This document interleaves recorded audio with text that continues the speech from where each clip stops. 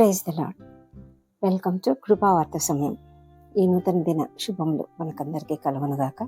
మరొక నూతన దినంలో అదియు మరి పునరుత్థాన దినంలో ప్రవేశపెట్టిన ఆ దేవాది దేవునికి వందనములు. ఈ మాసంలో మరొక పునరుత్థాన దినంలో మనం ప్రవేశించాము. నూతన వారంలోనికి ప్రవేశించాము. గడిచిన వారమంతా కూడా దేవుడు మనల్ని కాపాడి చక్కగా మన పనులలో నడిపించి ఎన్నో దీవెనలతో నింపాడు. ఈ రాబోయే వారంలో కూడా దేవుడు అదేవిధంగా తోడై ఉండాలని దేవుణ్ణి ప్రార్థిద్దాం. ఇది మనం దేవుడు ఇచ్చినటువంటి కృపావార్త. ద్వితీయోపదేశ కాండము 30వ అధ్యాయము 20వ వచనంలో చివరి భాగము. కాబట్టి నీవును నీ సంతానమును బ్రతుకుచు నీ ప్రాణమునకు మూలమైన నీ దేవుడైన యెహోవాను ప్రేమించి ఆయన వాక్యమును విని ఆయనను హత్తుకొనున్నట్లు జీవమును కోరుకొనుడి. దేవుడిచ్చిన కృపావార్తను బట్టి దేవునికి వందనములు. ఈ వాక్యము, ఈ మాటలు ఎవరు చెప్తున్నారంటే మోషే చెప్తున్నారు. మోషే గారు తన యొక్క చివరి దినాలలో ఆయన తన యొక్క మందలాంటి ఇశ్రాయేలీలను తను ఒక మందలాగా అతడు నడిపిస్తూ వచ్చినటువంటి ఆ ఇశ్రాయేలీలతో మాట్లాడుతూ వాళ్లకు చివరిసారి తను మరీ తిరిగి దేవుడిచ్చినటువంటి ఆజ్ఞలన్నింటినీ ఒకసారి జ్ఞాపకం చేశాడు. చేసి వారి ఎదుట మరణమును ఆశీర్వాదమును, జీవమును మరణమును ఆశీర్వాదమును శాపమును వారి ఎదుట ఉంచాడు. భూమి ఆకాశములకు దేవుణ్ణి వారిని సాక్షులుగా పిలుస్తున్నాడట. ఇశ్రాయేలీల మీద భూమిని ఆకాశాన్ని సాక్షులుగా ఉంచుతూ ఉన్నాడు. ఎందుకు అంటే దేవుడు వారిని ఎంతగా ఆశీర్వదించాడు, ఎంతగా కాపాడాడు.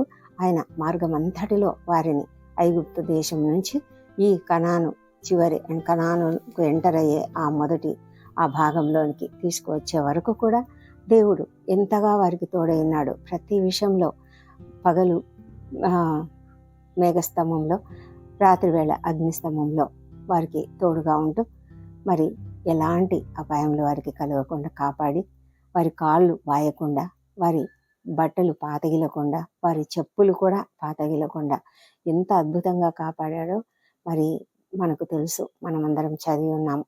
మరి వారికి దేవుడు దేవదూతల ఆహారాన్ని, మన్నాను అనుగ్రహించాడు.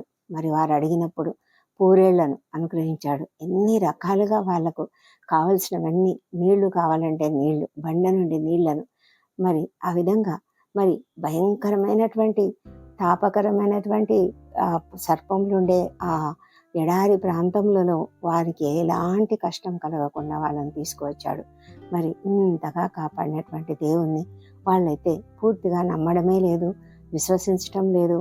చాలా భయంకరమైన జీవితం జీవిస్తూ ఉన్నారు. కాబట్టి దేవుని యొక్క ఆశీర్వాదములను మరి శాపములను అన్నిటిని కూడా మరి మోషే వారికి వివరిస్తూ ఉన్నాడు. ఆయన పెట్టినటువంటి కండిషన్ ఒకటి, ఆయన నిబంధన. ఏమిటా నిబంధన అంటే నీ పూర్ణ హృదయంతోనూ నీ పూర్ణ ఆత్మతోనూ నీ దేవుడైన యెహోవాను ప్రేమించాలి. అది వారు చేయవలసిన పని. ఆ విధంగా చేస్తే వారికి దేవుడిస్తున్నటువంటి ఆశీర్వాదాలను మనము 8వ అధ్యాయంలో చూడొచ్చు. ఆయన 12వ వచనం నుంచి కూడా ఎన్ని రకాల ఆశీర్వాదాలు దేవుడు వారికి ఇచ్చాడు అంటే చూడండి. మీరు ఈ విధులను విని వాటిని అనుసరించి నడుచుకున్న ఎడల మీ దేవుడైన యెహోవా తాను నీ పితరులతో ప్రమాణం చేసిన నిబంధనను నెరవేర్చి మీకు కృప చూపును. ఆయన నిన్ను ప్రేమించి ఆశీర్వదించి అభివృద్ధి చేసి నీకిచ్చదనని నీ పితరులతో ప్రమాణం చేసిన దేశంలో నీ గర్భఫలమును, నీ భూఫలమైన నీ సస్యమును, నీ ద్రాక్షారసమును, నీ నూనెను, నీ పశువుల మందలను, నీ గొర్రెల మందలను, మేకల మందలను దీవించును. అంటే అసలు దీవించబడనిది అంటూ ఏది లేదు. సమస్త జనముల కంటే ఎక్కువగా నీవు ఆశీర్వదింపబడదు. ఎవ్వరికి కూడా గొడ్డుతనం ఉండదట, పశువులకు కూడా ఉండదట. మరి సర్వరోగములను తొలగిస్తాడట. ఎలాంటి భయంకరమైన వ్యాధులు, క్షయవ్యాధులు అలాంటివి కూడా దూరపరుస్తాడట. మరి ఆయన ఎంతగా అంటే శత్రువులందరినీ నాశనం చేస్తాడట. ఈ విధంగా దేవుడు ఎంతగానో గొప్ప గొప్ప ఆశీర్వాదాలు ఇచ్చాడు. మరి వారు ఎప్పుడు కూడా తలగానే ఉంటారు కానీ తోకగా ఉండరు. అలాంటి అద్భుతమైనటువంటి ఆశీర్వాదాలను ఆయన ఇచ్చాడు. అయితే ఒకవేళ వారు దేవుణ్ణి అంగీకరించక, ఒకవేళ వారు దేవుణ్ణి తృణీకరించి ఆ దేవుని ఎదుట నుండి తొలగిపోయి దేవునికి విరోధంగా నడుచుకున్నట్లయితే వారు శాపగ్రస్తులవుతారు. ఆ విధంగా శాపగ్రస్తులైతే ఎంత భయంకరమో కదా. ఆ శాపములన్నీ కూడా భయంకరమైన శాపములు. అంటే ఏవైతే ఆశీర్వాదాలు ఉన్నాయో వాటికి విరుద్ధంగా, అంటే వాటికి విరోధంగా ఉంటాయన్నమాట. ఆ శాపవచనాలు చదివినప్పుడు నిజంగా చాలా భయం వేస్తుంది. ఏ విధమైనటువంటి విగ్రహముల జోలికి పోకూడదని, విగ్రహారాధన చేయవద్దని, అన్య మతాల ఆచారాలను, అన్యులను చేసేటువంటి ఆచారాలను అస్సలు చేయకూడదని, ఇవన్నీ కూడా చాలా కండిషన్స్ ఆయన పెట్టాడు. అయితే ఈ ఇశ్రాయేలీలు దేవునికి విరోధంగానే జీవిస్తూ ఉన్నారు. అయితే దేవుడు చెప్పేది ఏమంటే, ఆహారం వల్లనే కాక యెహోవా సెలవిచ్చిన ప్రతి మాట వలన నరులు బ్రతుకుదురని నీకు తెలియజేయుటకు ఆయన నిన్ను అణచి నీకు ఆకలి కలుగజేసి నీవే గాని నీ పితరులే గాని ఎన్నడెరుగని మన్నాతో నిన్ను పోషించెను. ఈ 40 సంవత్సరంలో నీవు వేసుకున్న బట్టలు పాతగిలలేదు, నీ కాలు వాయలేదు. ఆ విధంగా దేవుడు వాళ్ళను సంరక్షించి తీసుకొచ్చాడు. అందుకే మోషే చెప్తున్నాడు, నువ్వు ఏమైనా ఆ విధంగా ఆశీర్వాదాలు కోరుకోకుండా నీ హృదయం తిరిగిపోయి నువ్వు విననొల్లక ఈడవబడిన వాడవై అన్యజనులకు, అన్య దేవతలకు నమస్కరించి పూజించిన ఎడల మీరు నిశ్చయంగా నశించిపోదురనియు, స్వాధీనపరుచుకున్నట్టుకు యోర్దానును దాటబోచున్న దేశంలో మీరు అనేక దినములు ఉండరు అనియు నేడు నేను మీకు తెలియజేయుచున్నాను అని మోషే చెప్తున్నారు. ఆయన చెప్తున్నాడు, నేడు జీవమును మరణమును, ఆశీర్వాదమును శాపమును నీ ఎదుట ఉంచి భూమి ఆకాశములను నీ మీద సాక్షులుగా పిలుస్తున్నాను. నీ పితరులైన అబ్రహాము, ఇస్సాకు, యాకోబులకు ఆయన ప్రమాణం చేసిన దేశంలో మీరు నివసించినట్లు యెహోవాయే నీ ప్రాణమునకును నీ దీర్ఘాయుష్యునకును మూలమై ఉన్నాడు. ఇది మనమందరం కూడా జ్ఞాపకం చేసుకోవాల్సినటువంటి విషయం. మన ప్రాణాన్ని, మనకు ప్రాణం ఇచ్చింది ఆయనే, మనను సృష్టించింది ఆయనే. గర్భంలో రూపొందించక మునిపే మన గురించి ఆయనకు తెలుసు. నీ పట్ల, నా పట్ల ఆయనకు ఒక గొప్ప ప్రణాళిక ఉంది. ఆ ప్రణాళిక చొప్పున ప్రతి ఒక్కరిని కూడా ఒక ప్రత్యేకమైన సృష్టిగా ఆయన సృష్టించాడు. ఆయన నీ ప్రాణమునకును నీ దీర్ఘాయుష్యునకును మూలమై ఉన్నాడు. అంటే ఆయన ఇచ్చే ఆశీర్వాదము ఎలా ఉంటుందంటే మన ప్రాణాన్ని నిలుపుతుంది, మనకు దీర్ఘాయుష్యును ఇస్తుంది. మరి అలా చేయాలి, అలా ఉండాలి, అలాంటి దీవెన మనకు కావాలి అని మనం ఎప్పుడు ఆలోచించమా?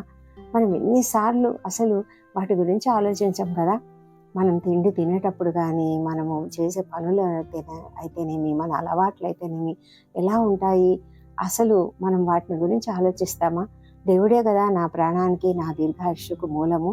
నేను ఈ పనులన్నీ చేస్తే నేను చేతులారా నా జీవితాన్ని నాశనం చేసుకుంటున్నానని మరి దుర్వ్యసనాలకు గురైనటువంటి ప్రతి ఒక్కరు కూడా ఆలోచించాల్సిన అవసరం ఉన్నది. ఎందుకంటే దేవుడు మనకు మంచి జీవితాన్ని ఇచ్చాడు. మనము గర్భంలో పడినది మొదలుకొని దేవుడు మనల్ని కాపాడాడు.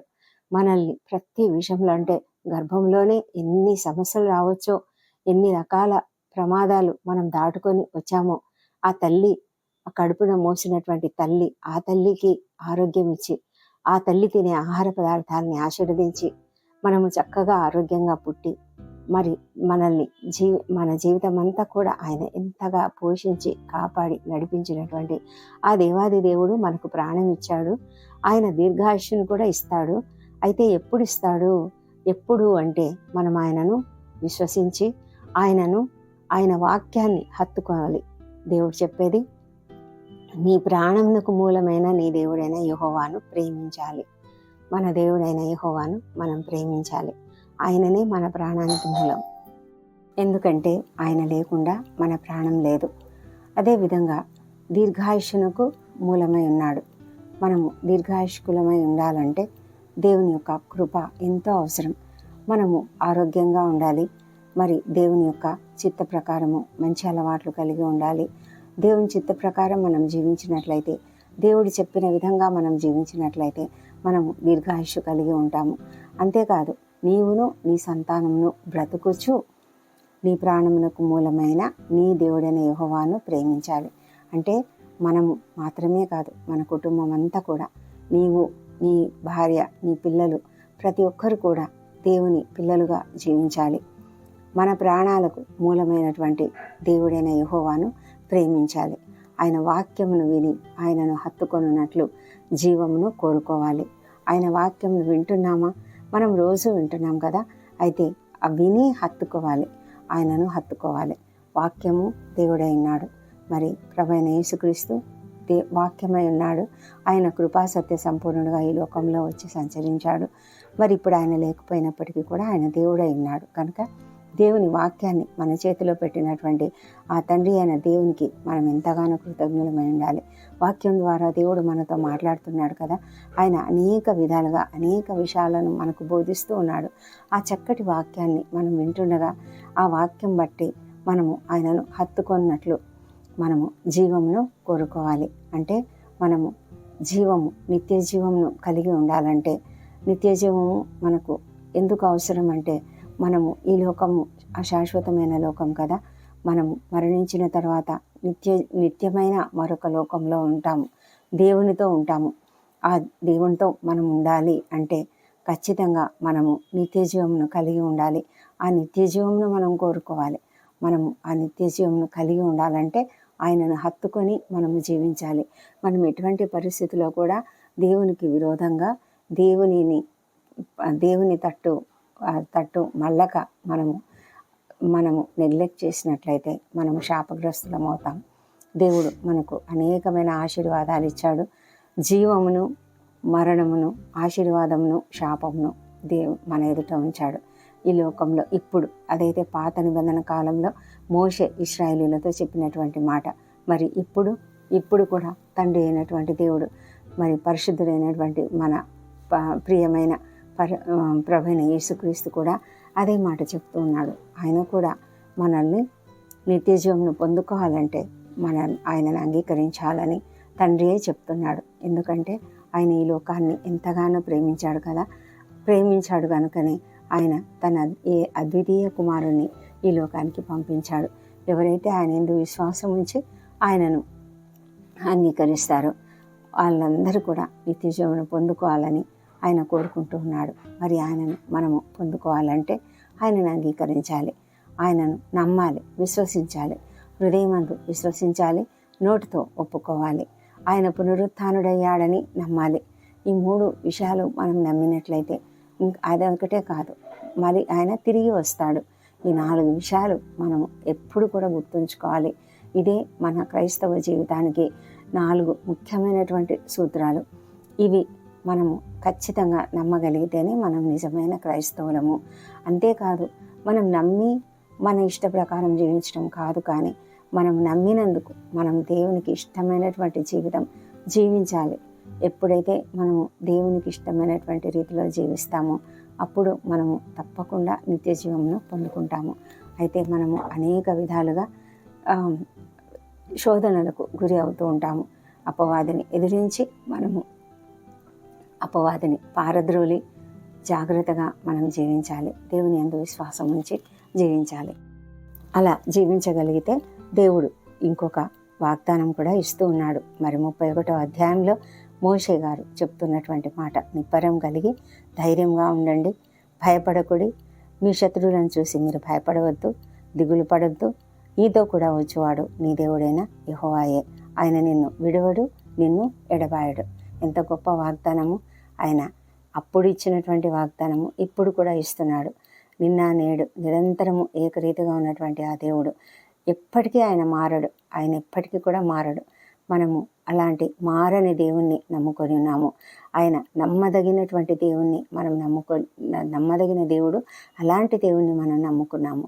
ఆయన ఇచ్చినటువంటి వాగ్దానాలు ఎప్పుడు కూడా ఫెయిల్ అవ్వవు. ఆయన ఏ వాగ్దానం కూడా నిరర్థకము కాదు. కాబట్టి అలాంటి వాగ్దానాలు ఇచ్చే దేవుణ్ణి మనం నమ్ముకొని ఉన్నాము. వాగ్దానాలు నెరవేర్చడానికి సమర్థుడైన దేవుడు. మనమైనా మర్చిపోతామేమో, కానీ ఆయనైతే మర్చిపోడు.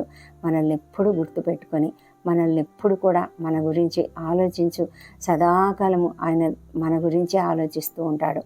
ఆయన నిత్యము మన కొరకు విజ్ఞాపన ప్రార్థనలు చేస్తున్నటువంటి ప్రభువైన యేసుక్రీస్తు ఒక గొప్ప ప్రధాన యాజకుడు మనకున్నాడు.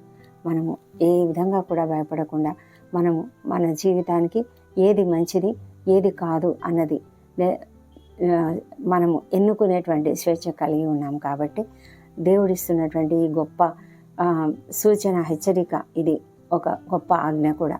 ఈ ఆజ్ఞను మనం గైకొన్నట్లయితే నిత్య జీవం పొందుకోవడానికి అర్హులమై మనం నిత్యము కూడా దేవునితో సదాకాలం ఉండడానికి వెళ్ళగలుగుతాము. ఈ లోకంలో ఉన్నంతకాలం కూడా ఆయన మనతో ఉంటాడు. మన ప్రతి పరిస్థితిలో ఆయన మనకు తోడుగా ఉండి మనతో నడిచే దేవుడై ఉన్నాడు. కాబట్టి మనం భయపడకుండా జీవించడానికి, నిర్భయంగా ఈ లోకంలో జీవించడానికి, ఆయన యొక్క తోడు కలిగి, ఆయన యొక్క సమాధానం కలిగి జీవించడానికి మనకు ఆయన అవసరం ఎంతైనా ఉన్నది. మనము జీవంనే కోరుకుందాం. జీవము నిత్య జీవపు మార్గంలోనికే మనము నడవడానికి ఇష్టపడదాం. దేవుడు చెప్పాడు కదా, ఇరుకైన మార్గంలో నడవండి, విశాలమైన మార్గం కాదు. ఇరుకైన మార్గం కష్టంగా ఉంటుంది, కానీ అందులోనే జీవం ఉంది. కాబట్టి ఆ జీవం కలిగినటువంటి మార్గంలోనికి వెళ్ళడానికి మనము మన హృదయాన్ని స్థిరపరచుకుందాం. దేవుడి కృపావార్తను దీవించునుగాక. పరిశుద్ధమైన దేవుడవు, మహోన్నతుడవు తండ్రి, నీకు వందనంలో, నీకు స్తోత్రంలో. మా ప్రభా తండ్రి, అత్యున్నతమైనటువంటి స్థలములలో నివసిస్తున్నటువంటి దేవుడు, మా ప్రభా మమ్మల్ని ప్రేమించి మాతో కూడా ధీరమైన మనస్సు కలిగినటువంటి ప్రతి ఒక్కరితో కూడా ఉండడానికి, ఈ లోకంలో ఉండాలని నీవు ఇష్టపడుతున్నటువంటి దేవుడు మా తండ్రి, నీకు వందనం చెల్లించుకుంటున్నాం తండ్రి. గొప్ప దేవా, నీవు ఇచ్చినటువంటి గొప్ప వార్తను బట్టి నీకు వందనములు. అవును ప్రభా, నీ యొక్క వాక్యంను విని నిన్ను హత్తుకొని లాగా మమ్మల్ని కనికరించమని ప్రార్థిస్తున్నాము. మేమెప్పుడు నీకు అవిధేయులుగా ఉండకుండా, నీకు విరోధంగా జీవించకుండా, ఎలాంటి విగ్రహారాధనకు గురి కాకుండా ప్రభా మాకు సహాయం చేయండి. అవును ప్రభా, ఈ లోకంలో ప్రస్తుత కాలంలో తండ్రి మాకు అనేకమైన విగ్రహాలు ఉన్నాయి. ఫోన్లు, టీవీ షోలు తండ్రి, కంప్యూటర్లు, గేమ్స్ తండ్రి, భయంకరమైనటువంటి అనేకమైన విషయాలు మాకు విగ్రహాలుగా ఉంటూ తండ్రి మా యొక్క సమయాన్ని అంతా కూడా వృధా చేస్తూ ప్రభా మేము నీకు విరోధంగా జీవిస్తున్నామేమో. దయ ఉంచి మమ్మలను కనికరించి కాపాడండి. మాలో నుంచి ఆ బలహీనతలు తొలగించమని ప్రార్థిస్తున్నాం తండ్రి. ప్రభా, మమ్మలను నీ బిడ్డలుగా చేసుకొని తండ్రి మేము సరైన మార్గంలో జీవించడానికి మీరే మాకు మార్గనిర్దేశం చేయమని వేడుకొంచున్నాం తండ్రి. ఇదే కాలంలో ప్రభా ప్రతి ఒక్కరము కూడా నాయన కుటుంబాలుగా చేరి నిన్ను ఆరాధించడానికి ప్రభా నీ సన్నిధికి చేరి ఉంటుండగా తండ్రి, మీరు మాతో ఉండి మమ్మల్ని అంగీకరించి, మా యొక్క ఆరాధనలు అంగీకరించి తండ్రి మాకు సరైనటువంటి చక్కటి వాక్యంతో మా హృదయాలను తృప్తిపరిచి నీ యొక్క శాంతి సమాధానాలతో నింపి మమ్మలను మా గృహాలకు తిరిగి చేర్చమని వేడుకుంటున్నాం తండ్రి. మా కుటుంబ జీవితం అంతా కూడా నాయన చక్కటి కుటుంబంగా, క్రైస్తవ కుటుంబంగా ఉండడానికి సహాయం చేయమని వేడుకుంటున్నాం తండ్రి. ఈ ఉదయకాలాన్ని మీరు మాకిచ్చి ఈ విధంగా నిన్ను స్తుతించే భాగ్యం దయచేసినందుకు నీకు వందనాలు చెల్లించుకుంటూ ఈ ప్రార్థన మా ప్రభువును, మా ప్రియ రక్షకుడునైన యేసుక్రీస్తు అత్యంత శక్తిగల నామంలో అడిగి పొంది ఉన్నామని నమ్మి నీకు స్తోత్రం చెల్లిస్తున్నాం తండ్రి. ఆమెన్.